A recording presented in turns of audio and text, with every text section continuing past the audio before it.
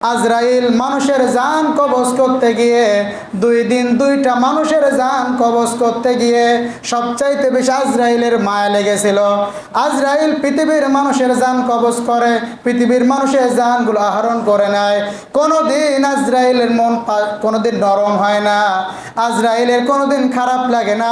পৃথিবীতে 2টা দিন 2টা ব্যক্তির জান নেবার সময় আজরাইলের মন নরম হয়েছিল। আল্লাহ পাক বলেন, যাও যাও যাও, ওই যে পাহাড়ের ভিতরে, ওই যে জঙ্গলের ভিতরে ওই মহিলা আছে, ওই মহিলার কোলে যে বাচ্চাটা আছে, বাচ্চাটাকে সিনাই নিয়ে ওই মহিলাকে মেরে ফেলে দেবা। আল্লাহ বলে, আল্লাহর হুকুম পাওয়ার পরে আজরাইল বলে, আল্লাহ জঙ্গলের ভিতরে ছোট বাচ্চা, একে যদি ছেড়ে দিয়ে দেয় আর তার মাকে মেরে ফেলি, এই বাচ্চাটা কেমনে মানুষ হবে? আল্লাহ, এ তো জঙ্গলে বাঘে ভাল্লুকে খেয়ে ফেলবে। আল্লাহ বলে, তুই এত বুঝিস কেন? আমরা আমাদের ভাষায় বলি না যে তুই এত বুঝিস কেন? তা আল্লাহ বাস আজরে তোর এত বোঝার দরকার কি? তুই এত বুঝবি কেন? তুই যা, তো যা বসে তুই তাই কর। ওই মহিলার জান নেবার সময় আজরাইলের একটু কষ্ট হয়েছিল, আজরাইলের একটু মন খারাপ হয়েছিল। চলুন সামনের দিকে যাই। এবার হুদ আলাইহিস সালাতু ওয়াস সালাম আল্লাহর জান্নাতের ঘোষণা দিলেন, জান্নাতে নাজ নেয়ামতের বর্ণনা দিলেন।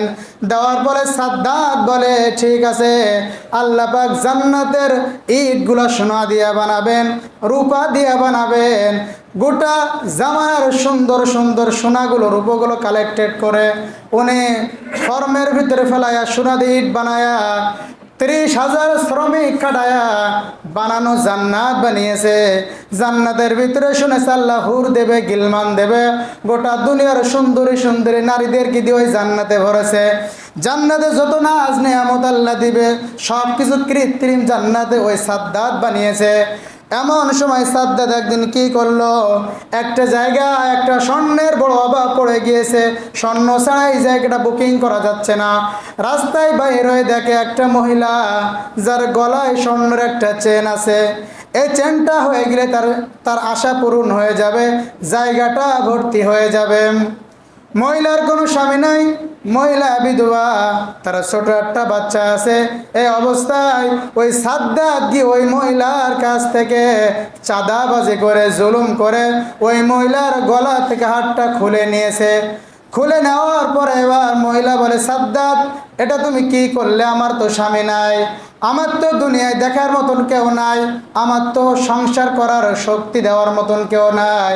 আমার বড় শক্তি ছিল, আমার বড় সম্বল ছিল, এটা তুমি নিয়ে নিলে জুলুম করে, এটা তুমি ঠিক করলে না। ওই মহিলা জুলুমের শিকার হয়ে আল্লাহর কাছে দোয়া করেছিল, আল্লাহ, আরশের মালিক আল্লাহ, যে সাদ্দাত তার মনের আশা পূরণ করার জন্য জুলুম করে আমার গলা থেকে হাতটা খুলে নিল, আল্লাহ, সাদ্দাতের মনের আশা যেন পূরণ না হয়, সাদ্দাত যেন তার বানানো জান্নাতে প্রবেশ না করতে পারে। সাদ্দাতের জান্নাত বানানো শেষ, সব কিছু হয়ে গিয়েছে। এবার সাদ্দাত জান্নাতে প্রবেশ করবে, তার বানানো জান্নাতে। সাদ্দাত যখন গেটের কাছে গিয়েছে, দেখে গেটের কাছে একজন দরবেশ ফকির বসে আছে। বলে, এই তুমি কিরা? বলে, আমি আছি একজন আল্লাহর গোলাম। বলে, তুমি সরো এখান থেকে, আমার আশা, আমার আকাঙ্ক্ষা, আমার স্বপ্ন, আমি এই জান্নাতে প্রবেশ করব। তখন আজরাইল, ওই যে ফকিরটা ছিল উনি হলো আজরাইল, মানব রূপী বসেছিল। তখন আজরাইল কানের কাছে কান নিয়ে বলছে, ও সাদ্দাত, আমি দুনিয়ার কোনো ফকির নয়, আমি আল্লাহর ফকির আজরাইল, তোর জানটা নেওয়ার জন্য এসেছি। তখন আজরাইল বলছে, তোমার জানটা এখন নিয়ে আমি চলে যাব, আমি সেই ফকির।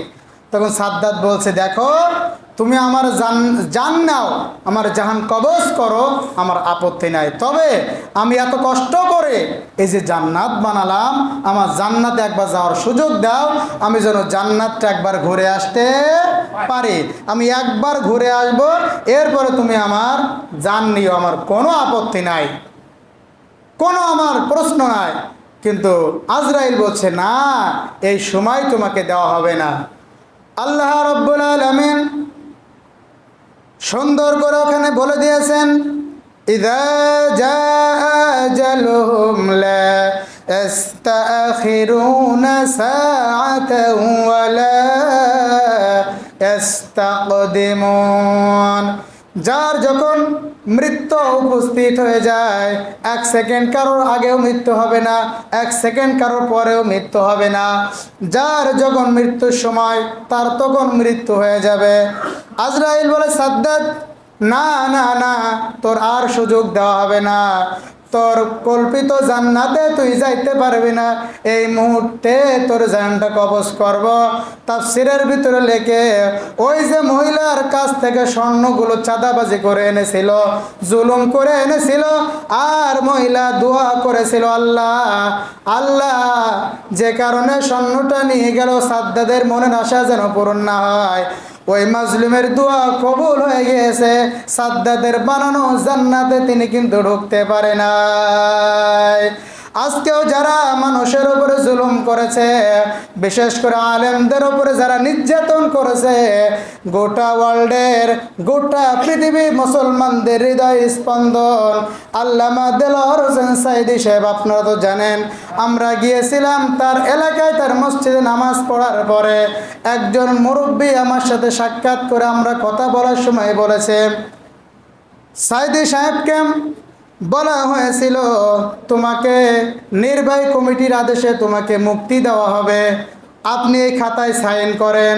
সাঈদী সাহেব বড় আশা নিয়ে আমাকে মুক্তি দেওয়া হবে, আমার কর্মীদের সাথে, আমার নেতাদের সাথে আমার দেখা হবে, আমি আবার কোরআনের ময়দানে ফিরে যাব, এই আশা নিয়ে তিনি তার বোর্ডে সাইন করেছিলেন। করার পরে তিনি যখন বাইর হয়েছিলেন, আপনারা সকলেই দেখেছেন, ওই মানুষটা ফুলের মতন একটা হাসি দিয়েছিল। কথা সত্য না মিথ্যা? ফুলের মতন একটা হাসি দিয়েছিল। তার মানে কি, আমি এই মাত্র মুক্তি হয়ে যাব, আমার নেতাদের সাথে আমার দেখা হবে, আমার কর্মীদের সাথে আমার দেখা হবে, আমি আমার জেলখানার জীবনটা শেষ হয়ে যাচ্ছে, এই আশা নিয়ে তিনি বাইর হয়েছিলেন। কিন্তু জালেমরা এমন কাজ করেছে, ওই যে মেডিকেলের ভিতরে যে ডাক্তার তাকে কি করেছে, ইনজেকশন পুশ করে নাকের ভিতরে নল দিয়া হাওয়া দিয়া আল্লাহর বান্দাকে জমিন থেকে বিদায় করে দিয়েছে। আলেমদের চোখের পানি ঝরিয়েছে, 1 বছর না যাইতে তারা কিন্তু ময়দান ছেড়ে পালিয়েছে। এটাই তো আল্লাহর বিধান। যারা যুগে যুগে মানুষের উপরে জুলুম করেছে, তারা জমিনে কোনোদিন স্থায়ী হতে পারে না।